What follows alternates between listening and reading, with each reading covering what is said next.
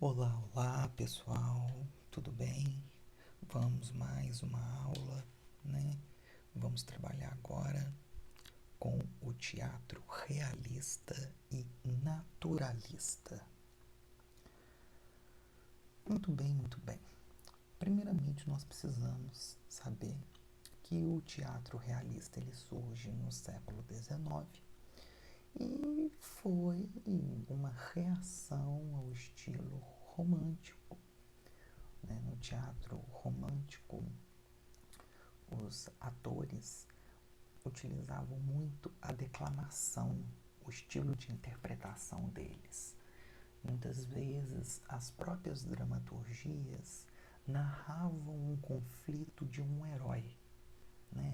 E era aquele herói extremamente, muito sentimentalista, tudo era calcado naquela coisa da idealização do amor, aqueles personagens muito apaixonados, aquela exacerbação de sentimentalismo, de amor, né? Quase, né, o amor platônico. E o teatro realista ele vem com uma nova roupagem.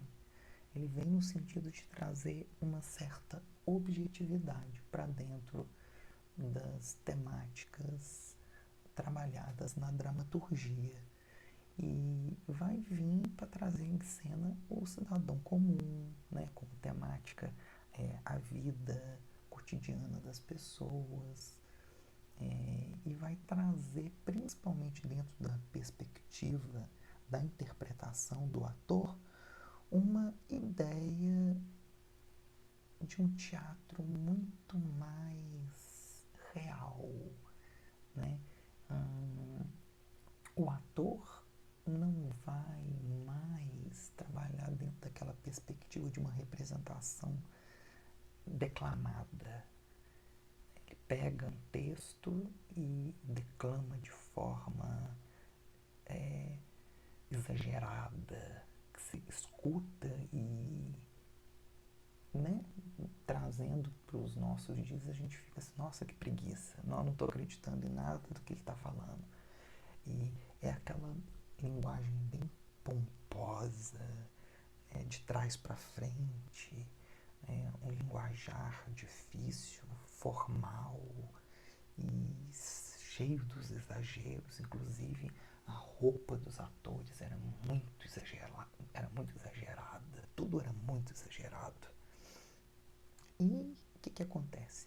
Com o realismo, nós vamos ter uma outra perspectiva.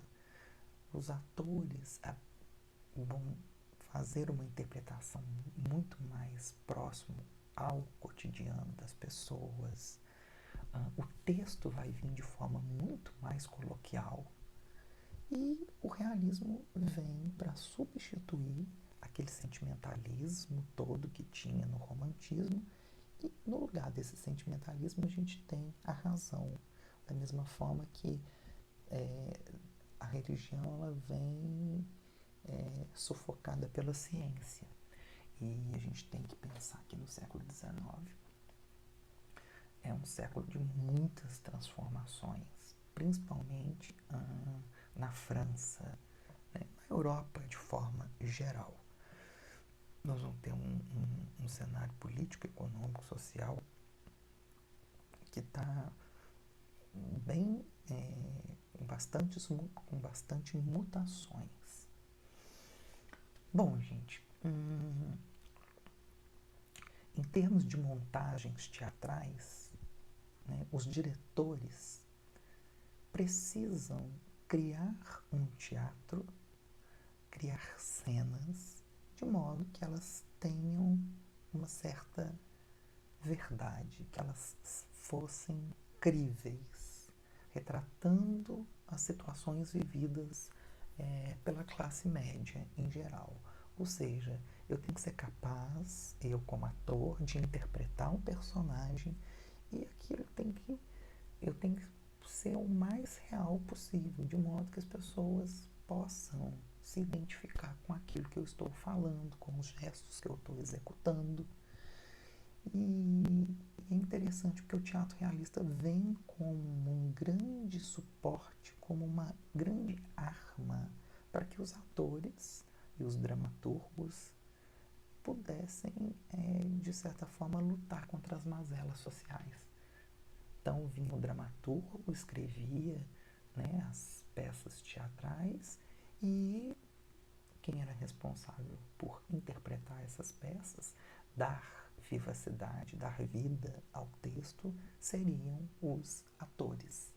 E o diretor é aquele que vai organizar todo aquele aparato cênico, ele que vai organizar os atores, ele que vai organizar a iluminação, a sonoplastia, os objetos, o cenário, tudo de forma dialógica, né? Todos esses elementos em cena têm que estar em diálogo, têm que estar muito bem amarrado, muito bem estruturado. Nós vamos ter o Diderot, que foi um grande pensador do iluminismo, que é algo que vocês já devem ter visto em história, que era um movimento político, filosófico, que se caracterizou pela defesa dos direitos e da liberdade dos cidadãos. E o que o Diderot acreditava? Para ele, gente, esse teatro, a maneira antiga, todo calcado na declamação, para ele estava ultrapassado. O teatro deveria espelhar a sociedade, a vida real tal como ela é. Não tem que ficar idealizando personagens, não. Criando personagens cuja temática vai ser sempre o amor, né? Aquela coisa chorosa, aquele amor platônico. A vida não é só isso. A vida é muito mais do que isso. A vida tem uma certa profundidade na relação entre as pessoas, e são essas profundidades, esse dia a dia das pessoas, com toda essa explosão de sentimentos, de verdades, de crueldade, né? Então, para o Diderot, o verdadeiro teatro é esse, que traz à tona o cotidiano das pessoas e mostram realmente a vida tal como ela é.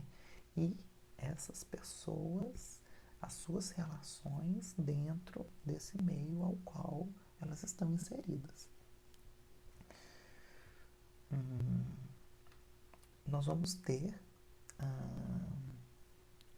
muitos dramaturgos realistas. Um deles é o Ibsen, que ele que vai iniciar essa ideia do drama moderno, né? Nós vamos ter como suas principais obras A Casa de Bonecas, que, aliás, maravilhosa, quem tiver oportunidade, leia, e O Inimigo do Povo. Para falar de forma bem sucinta, gente, A Casa de Bonecas foi uma peça que foi lançada em 1897.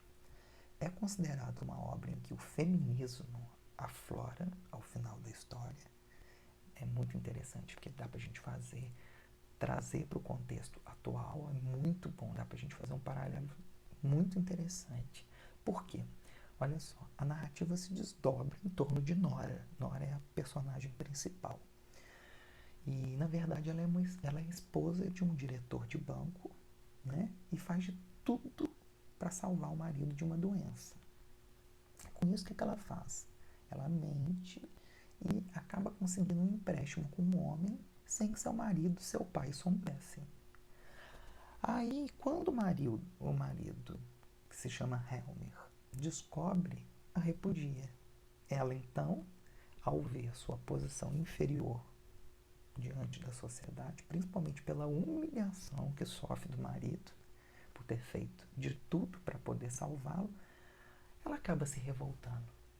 E ela se revolta e resolve deixar o marido e os filhos. Olha que interessante. Ibsen, ele foi maravilhoso, porque ele retrata retrata no século XIX uma mulher, mãe de família, que abandona o seu marido e seus filhos para poder seguir a sua vida. Quer dizer, tem coisa mais vanguarda do que Ibsen? Ele é maravilhoso, gente. Vale muito a pena vocês lerem essa peça de teatro, porque ela é fantástica, assim. É ela que vai dar um boom dentro do teatro realista. E nós vamos ter também, por exemplo, o Inimigo do Povo, que também foi ele que fez essa dramaturgia, que vai revelar o conflito entre o lado individual e o coletivo. O texto dele coloca em questão o valor da honestidade, da honra, da verdade, tudo isso em prol de uma mentira dita para inebriar o povo. E por isso que ela é uma obra também muito política, muito atual. É uma obra também bastante interessante, mas na minha interpretação, Casa de Bonecas é fantástico, é maravilhoso. Bom, é minha opinião. Bom, meus queridos,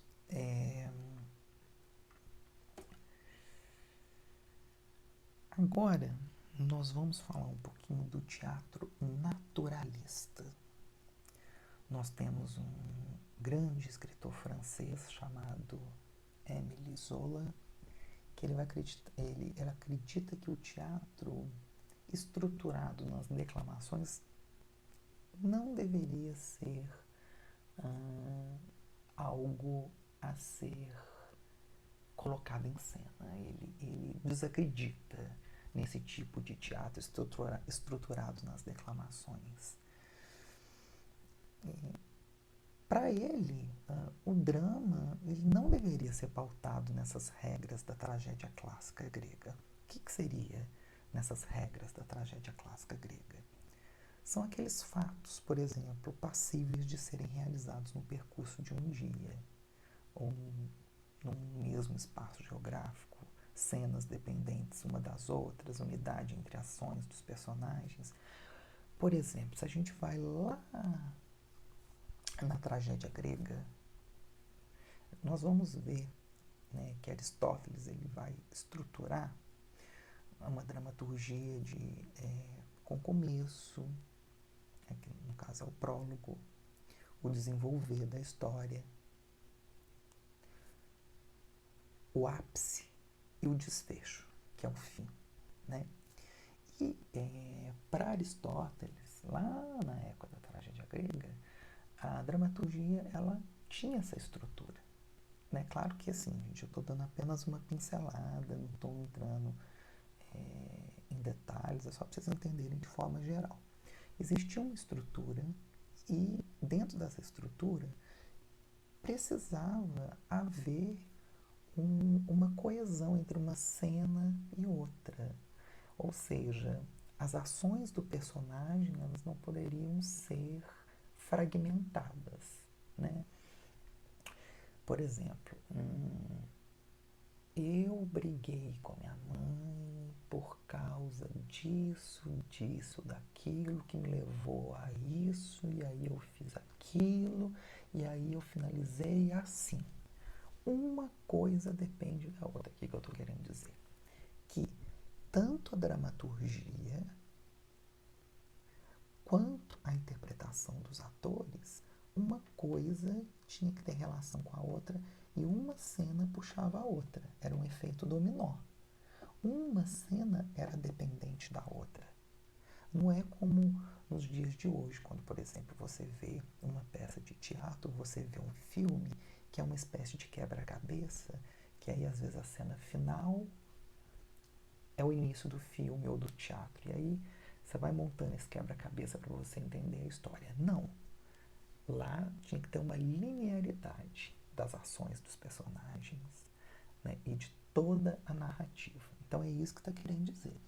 E aí o Émile Zola ele acredita nisso, que um teatro na perspectiva dele, esse teatro naturalista, não tinha que seguir essas regras, essa estrutura, né, do teatro clássico.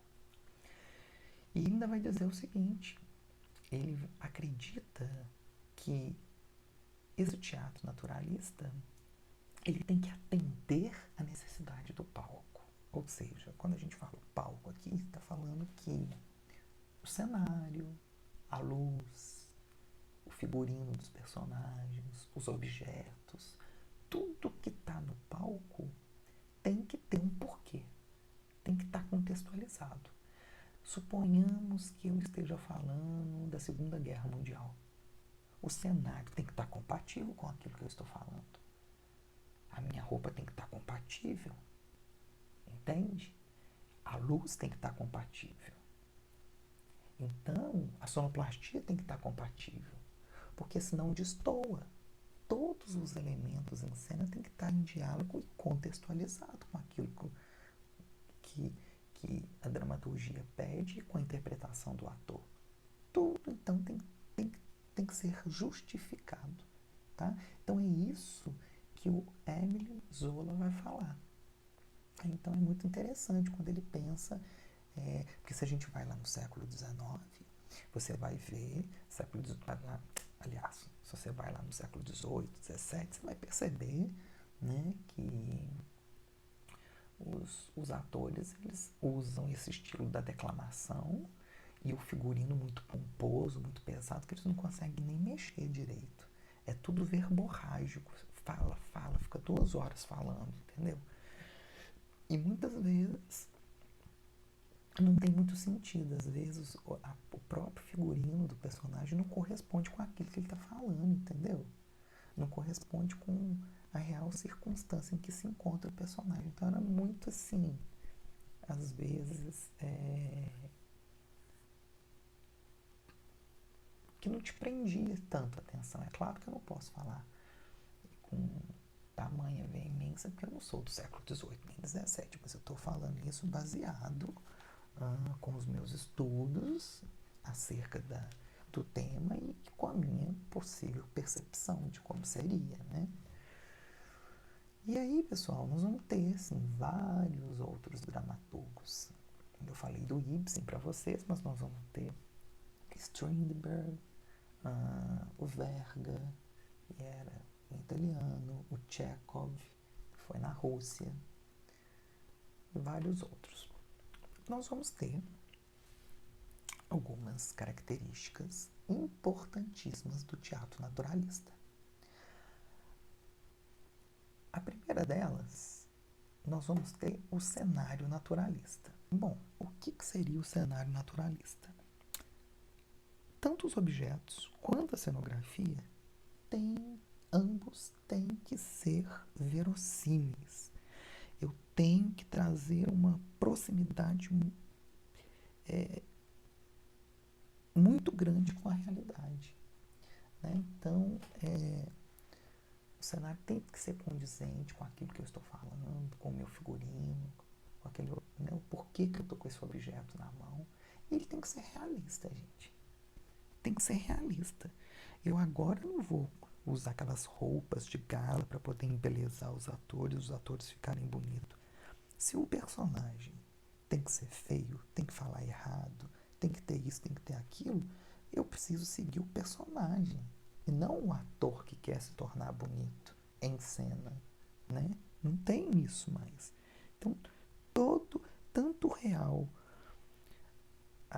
tanta realidade psicológica, quanto os gestos do ator, quanto o figurino, quanto a iluminação, a sonoplastia, tudo tem que estar em diálogo, tudo tem que estar contextualizado.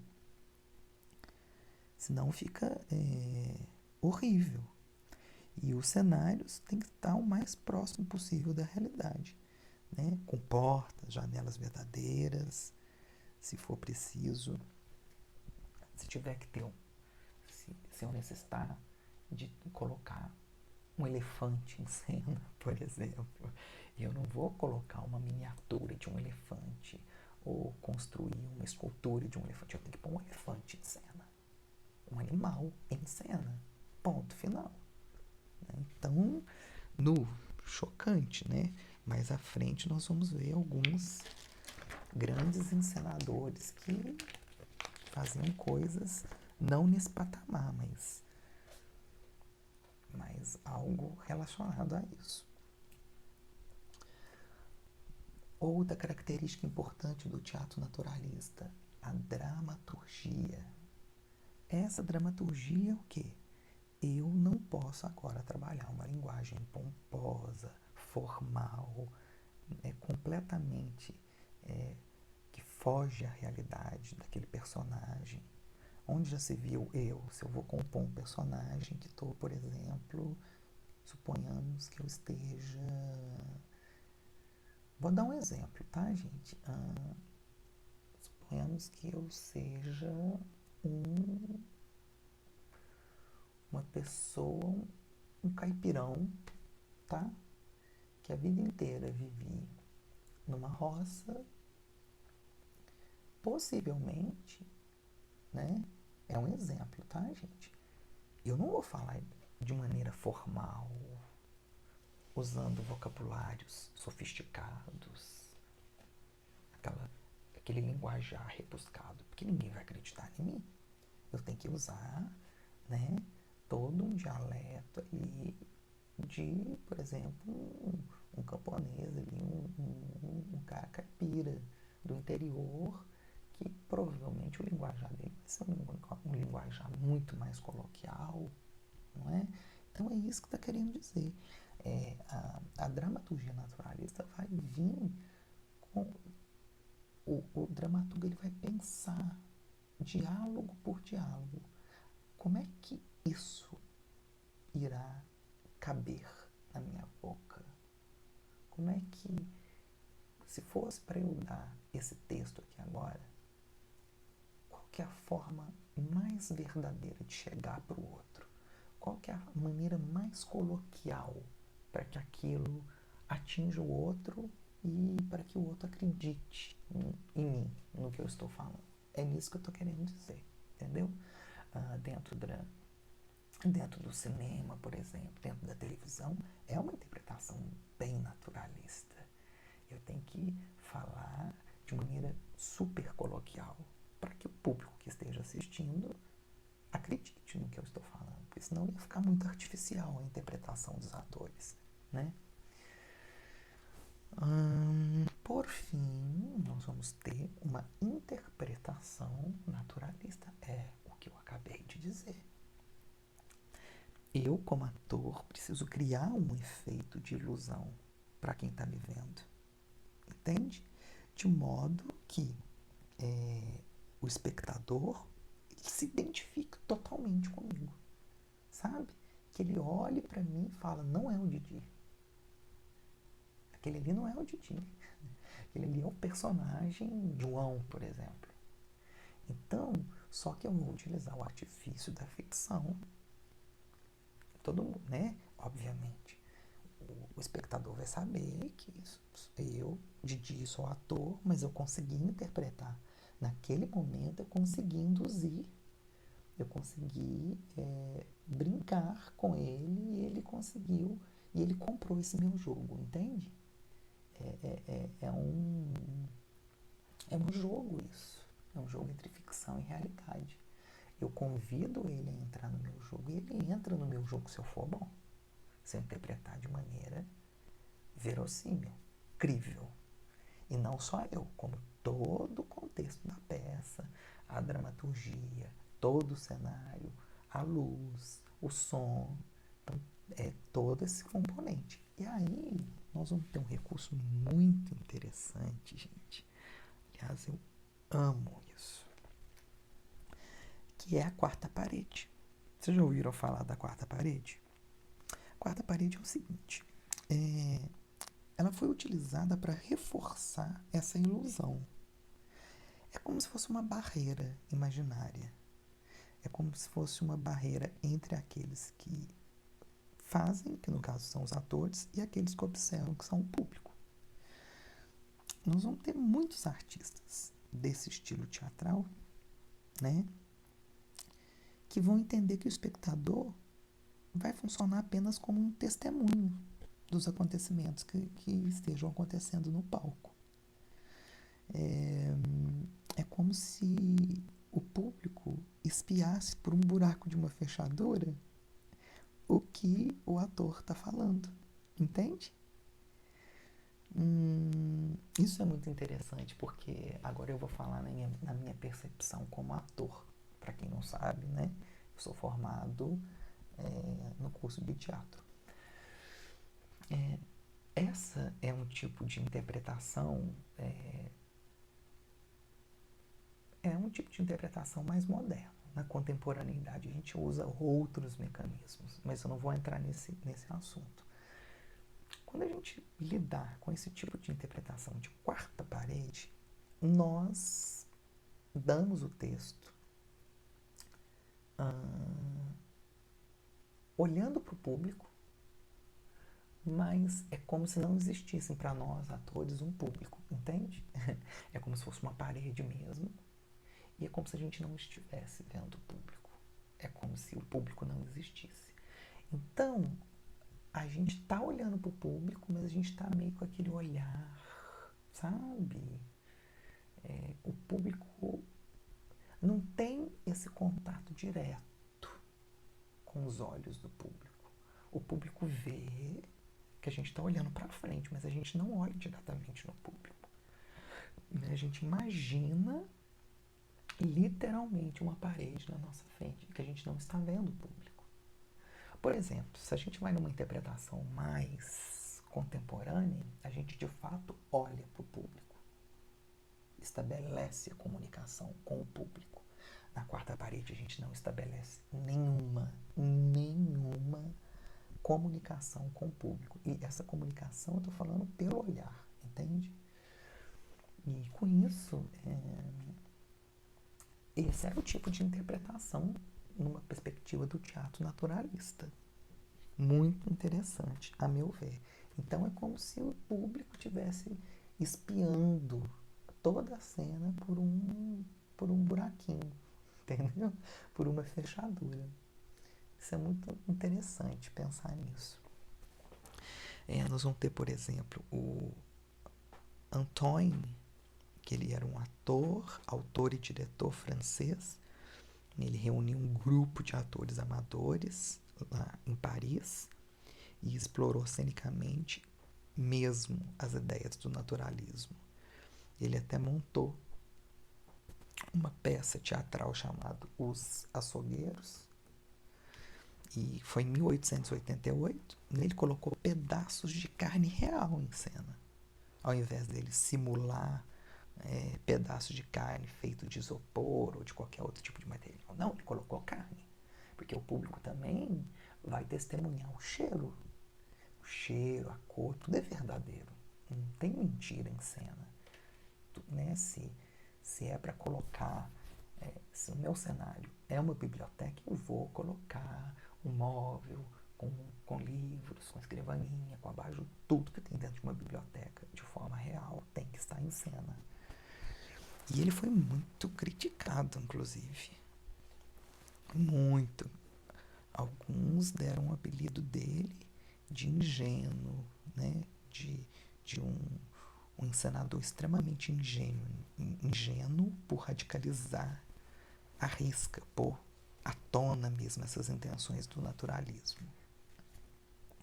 E não só ele, né, gente? Assim, vários dramaturgos, aliás, vários encenadores, diretores do teatro naturalista, muitos eram criticados, dependendo daquilo que eles colocavam em cena. Bem, meus queridos, aí é uma coisa interessante a se destacar que o próprio Antoine, ele trabalhava com uma linguagem estética que misturava muito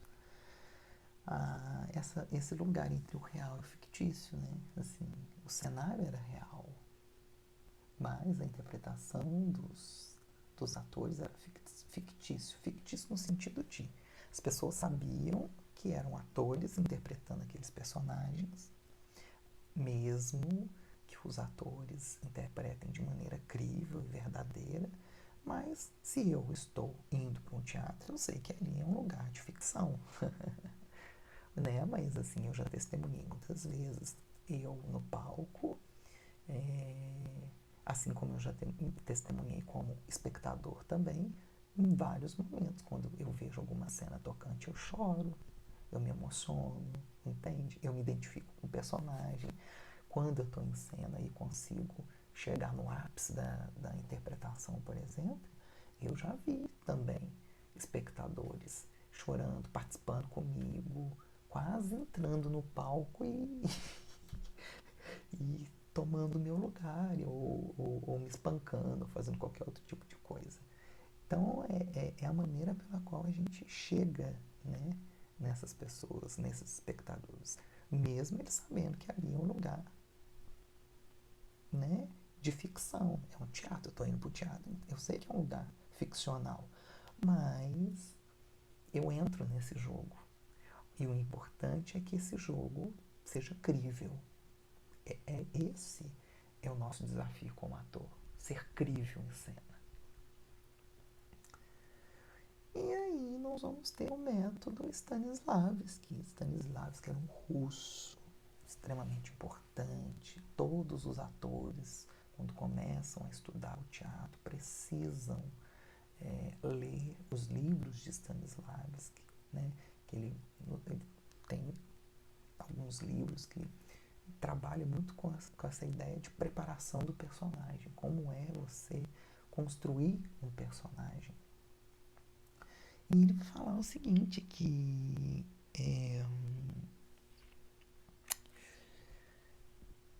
ele cria um método de interpretação para os atores, em que os atores vão buscar,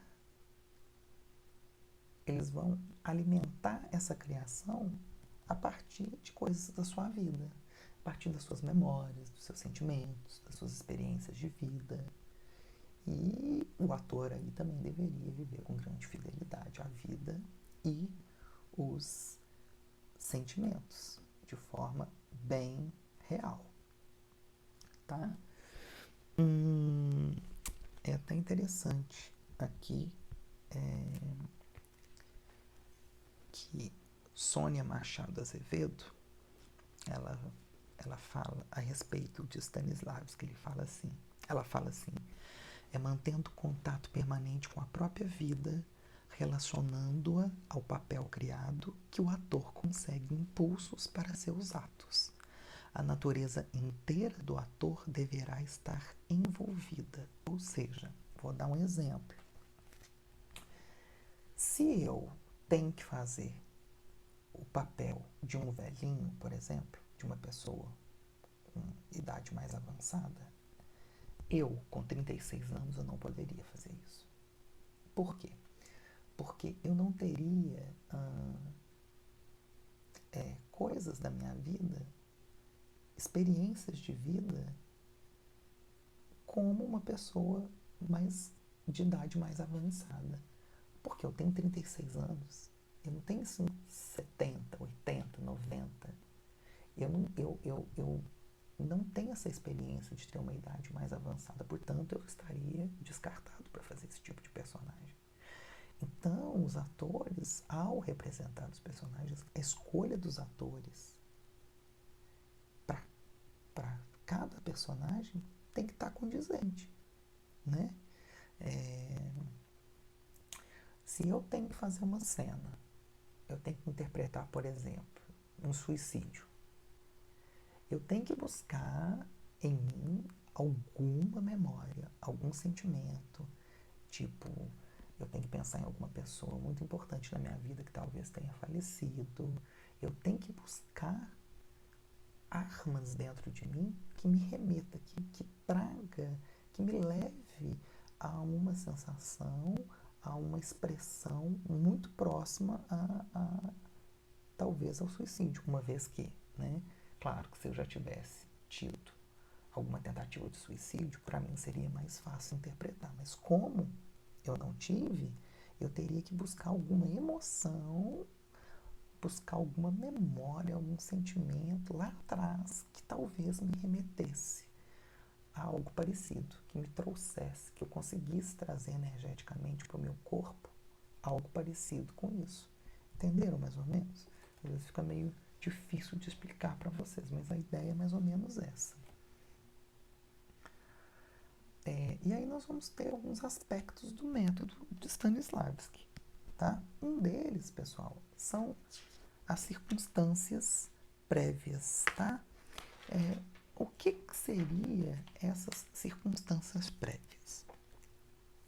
Eu falo que é um trabalho de mesa. O que é um trabalho de mesa que a gente fala dentro do teatro? Nós vamos nos reunir, diretores, o dramaturgo que escreveu a peça e os atores. Nós vamos fazer um trabalho de texto.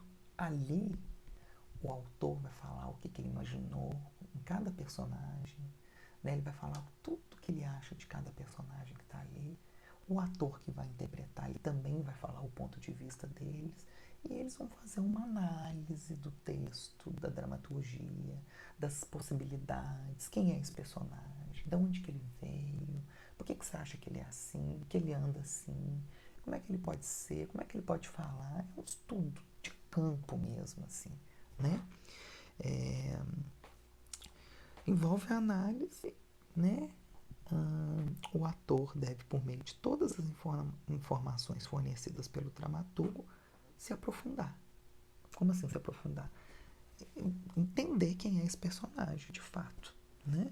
Isso vai servir como referência para ele poder construir o seu personagem. E aí nós vamos ter um outro item extremamente importante, que é o se. Isso é muito interessante, olha só. Eu, como ator, eu vou me colocar no lugar do personagem. Eu vou tentar imaginar o que ele faria se... Aí, cada um vai imaginar o que quer aí. Se o Didi estivesse passando na rua e um pombo faz um cocôzinho na cabeça dele, o que ele faria? Entende? Então, o ator, ele vai criando possibilidades.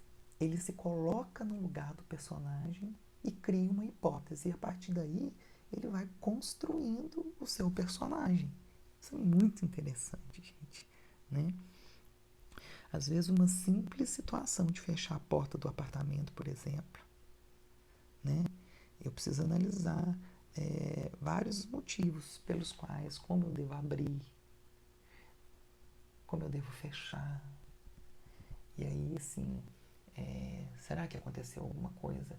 Eu estou abrindo a porta do meu apartamento, estou escutando alguém discutindo lá dentro desse apartamento. Quem são essas pessoas que estão discutindo? E aí, o que elas estão discutindo? E aí, se eu chego no meio dessa briga, o que pode acontecer? Como é que eu me colocaria? Será que eu entraria ou eu não entraria?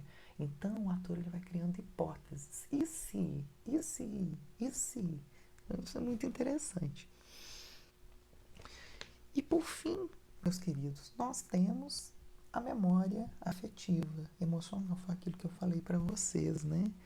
É um recurso de interpretação que o ator vai recriar uma emoção necessária para uma cena a partir das suas memórias, suas experiências, tudo aquilo que ele já viveu. Ele vai tentar transportar aquilo que está lá guardadinho nas suas memórias, nas suas cicatrizes emocionais e vai trazer à tona para ele construir esse personagem.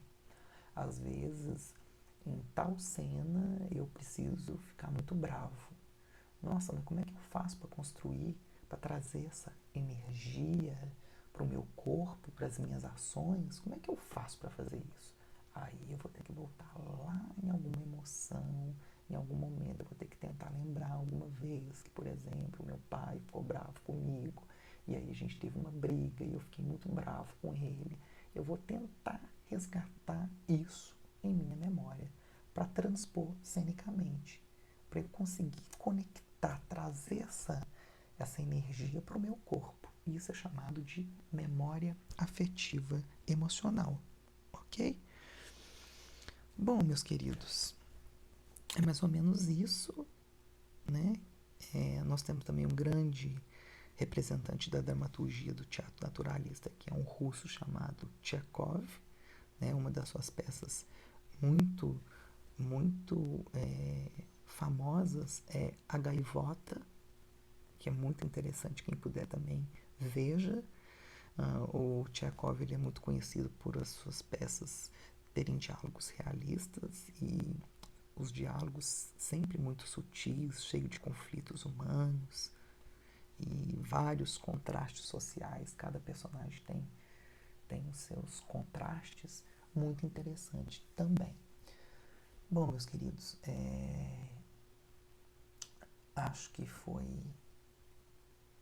eu dei uma explicação de um modo bem geral, né? Como vocês não são do teatro, não haveria o porquê de me aprofundar nessas questões. É claro que teria muito mais coisas a serem abordadas, mas isso é o básico, né, que vai servir de suporte para vocês, ok?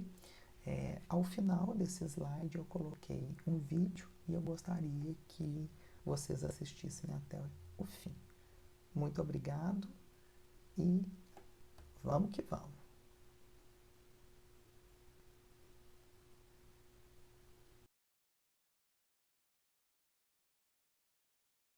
Os grandes atores do seu tempo, o jovem Stanislavski começou a questionar o trabalho deles, que parecia estar sujeito a momentos de inspiração e não tinha consistência entre uma apresentação e outra. As primeiras anotações do método apontam que Stanislavski estava protestando contra uma forma de se atuar no palco, a declamação e a representação exagerada. Então, depois de trocar correspondências com o escritor e professor de artes dramáticas da Filarmônica de Moscou, Vladimir Yemirovich Danchenko, deu início a um empreendimento que marcaria o teatro no século XX, o Teatro de Arte de Moscou. Foi lá que Stanislavski pôde testar seus métodos e técnicas na preparação de seus atores. Para ele, um ator devia ser tão disciplinado como um bailarino ou um músico.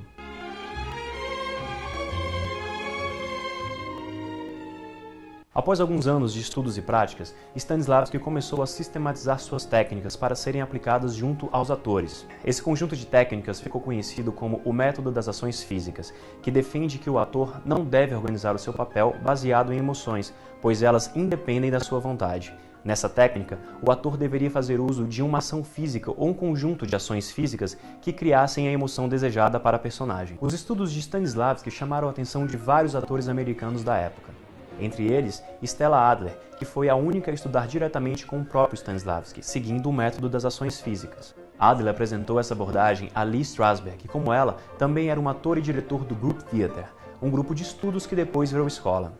Desse grupo também faziam parte nomes como Elia Kazan, Robert Lewis e Sanford Meisner. O método ou sistema de Stanislavski é frequentemente confundido com o método proposto por Lee Strasberg, quando dirigiu o Actors Studio nos anos 50 em Nova York. Apesar das semelhanças, Strasberg foca excessivamente na chamada memória emotiva, fazendo os atores vivenciarem experiências pessoais em suas interpretações.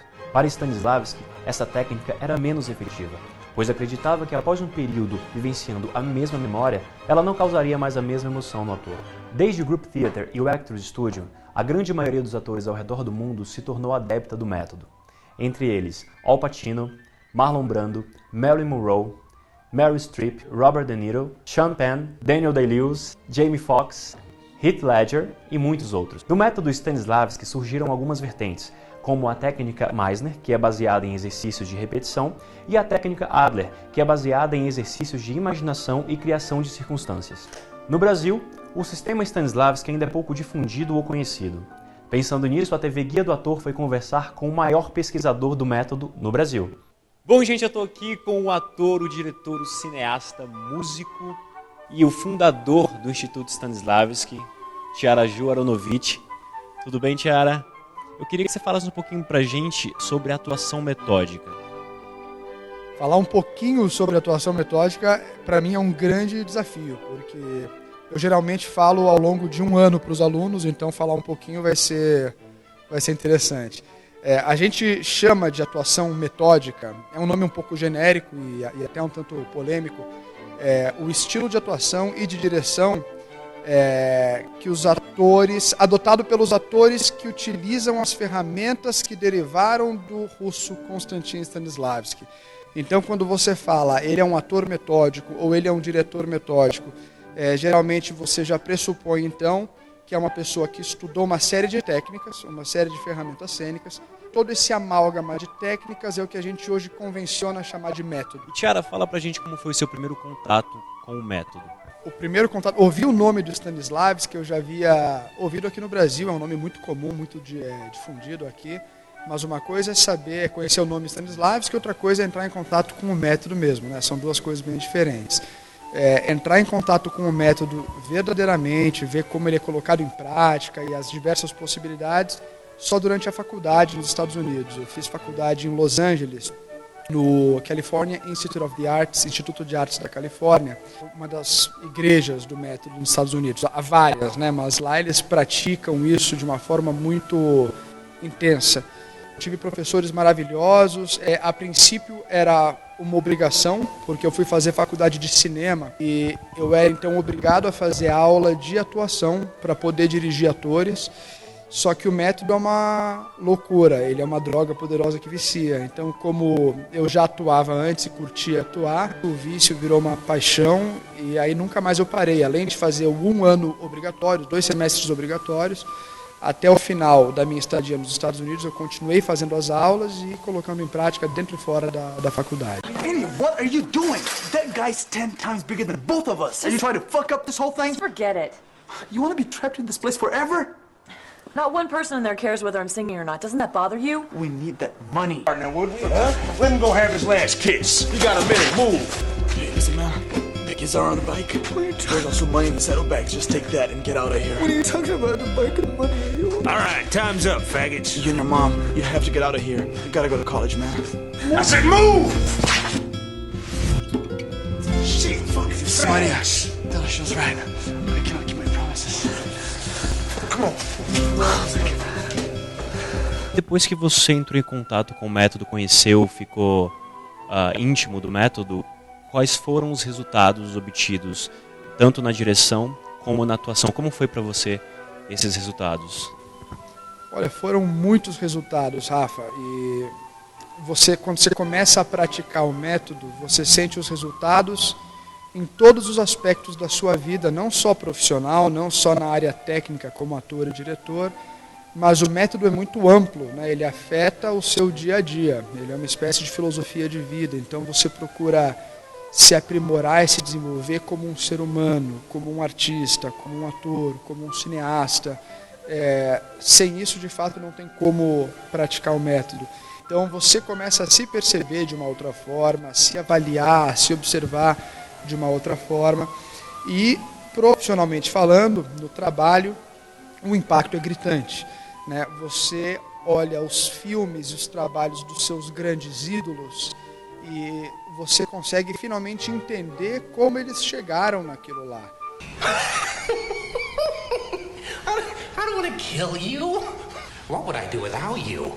Go back to ripping off mob dealers? No, you complete me. Your dad kidnapped you last. Objection. Kidnapped? Sustained. Hey, young lady, you have to tell the truth. You're lying because you're afraid. Objection. He's putting words in her mouth. Sustained. Please limit yourself to questions, Mr. Turner. See, are you afraid to tell the truth because you're going to hurt your daddy's feelings? Your daddy's right here and you can tell the truth. Tiara, no Brasil parece que o método não é tão usado, não é tão difundido como é usado lá fora. Você sabe dizer por quê? Há uma série de razões, né? Como eu acabei de dizer, o nome Stanislavski é um nome muito conhecido no Brasil. Ainda assim, é bem seguro afirmar que a prática stanislavskiana não chegou de maneira adequada no Brasil. E essa é uma afirmação difícil e polêmica de fazer. Eu sei que eu posso ser alvo de uma série de rajadas de metralhadora, mas é uma informação segura, por mais que ela seja difícil de digerir. A razão disso, do método ou da prática stanislavskiana não ter chegado de maneira adequada no Brasil, começa primeiro pelo atraso e pela demora da chegada do material do Stanislavski no Brasil.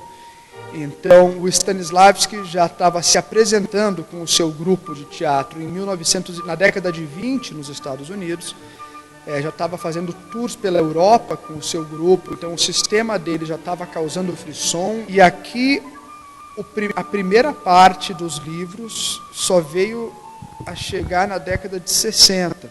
Não adianta ter lido a preparação do ator, porque o Stanislavski não escreveu livros para serem lidos separadamente. Quando ele concebeu a ideia, era um único livro. Então, você lê um dos livros, é como você pegar um filme e assistir só um pedacinho. Você não vai conseguir ter a ideia do todo, compreender o todo. Então, ou você lê todos, ou você não lê. Além do grande atraso, o segundo volume chegou, acho que mais de 15 anos depois, o terceiro volume na década de 90. Então, isso já é um grande problema, por si só. O outro elemento é o problema das traduções. Então, todo o material no Brasil chegou traduzido do traduzido. Não há nenhuma tradução direta, nenhum trabalho sério de pesquisa com o original russo. Então, para você ter ideia, são 11 volumes. E no Brasil, se eu não me engano, a gente tem 4 por enquanto, que são os 3 básicos. Tem o Minha Vida na Arte também. E tem mais um, mas que é bom deixar claro que não é um livro do Stanislavski, que é um conjunto de frases e citações do Stanislavski, mas que é um amálgama, né? E não é um desses volumes. Tiago, eu quero agradecer pela sua entrevista, pelas informações. E se você quiser dar algum recado para os nossos espectadores, web espectadores da TV Guia do Ator, fique à vontade. Claro, para todos os web espectadores, que as portas do Instituto estão abertas a todos vocês. Todo ator, diretor, informação, que quiser saber mais sobre o assunto ou conhecer, venham nos conhecer, o Instituto Stanislavski, esse material todo de referências, originais, gravações, material raríssimo, nós temos tudo aqui à disposição, não só dos nossos alunos, mas de todos que tiverem interesse em saber mais e pesquisar. As portas da casa estão abertas e o Instituto é de vocês, tá bom? Vai mandar aqui mesmo. Não, calma. Se pipocar o cano aqui, mano, os caras vão aparecer e vai chegar pra todo mundo. E daí? Calma aí, mano. E daí? Calma, você tá com medo agora? Quem tá com medo é você. Tá com medo? Você tá de 10, mano. Me canta na porrada. Acabou com ele, homem, mano. Ei, seu peixe branco. Acabou com ele. Tem tempo ruim não, velho. Na bala nós resolve, entendeu? Guarda os berros, pô. Guarda os berros. Vamos amassar esse filho da puta na porrada. Não vai amassar isso ruim não. Não vai amassar. Vai esse filho da puta na porrada. Aê!